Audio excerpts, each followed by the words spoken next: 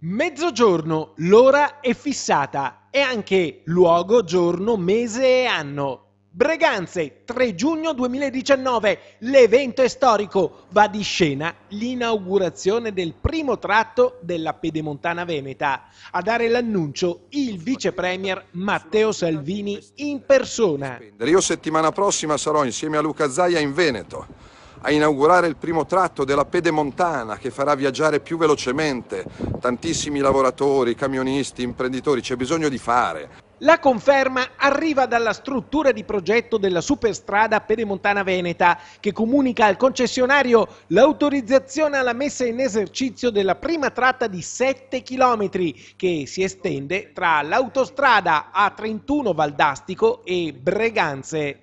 Al taglio del nastro con Matteo Salvini ci sarà naturalmente il presidente veneto Luca Zaia. Finalmente ci siamo, ricordiamo che la Pedemontana va da Treviso Nord a Montecchio e si procederà con stranci funzionali e ovviamente si inaugureranno prima i tratti vicentini perché da lì è partito il cantiere e per ultimo immagino l'innesto a Treviso Nord. La Pedemontana prende il via, ma ha già una lunga storia alle spalle. La superstrada che collegherà il Vicentino al Trevigiano, Montecchio Maggiore con Spresiano, passando per i distretti di Tiene Schio e Bassano, è stata inserita 18 anni fa, nel 2001, tra gli interventi strategici di preminente interesse nazionale. Oggi il più grande cantiere in Italia è finito sotto la lente di ingrandimento del ministro all'ambiente 5 Stelle, Sergio Costa, che ha informato la procura per presunti danni ambientali, scatenando la reazione di Luca Zaia. Il ministro la fa, dichiara il ministro Costa che il meet-up, voi sapete cosa è il meet-up, cioè i somministranti di Grillini, non so di che parti ha, gli ha mandato un video e lui cosa che fa?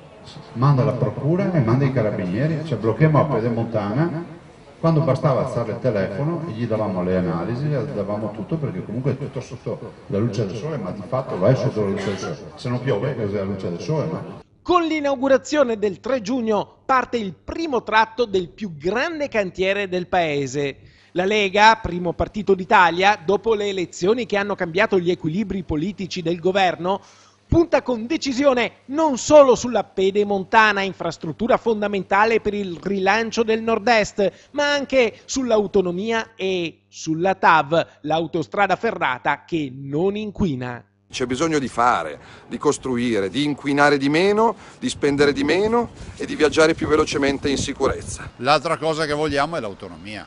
L'autonomia che non è fisica, non è di calcestruzzo, non è di asfalto, ma è ancora più importante perché cambia la vita al Veneto.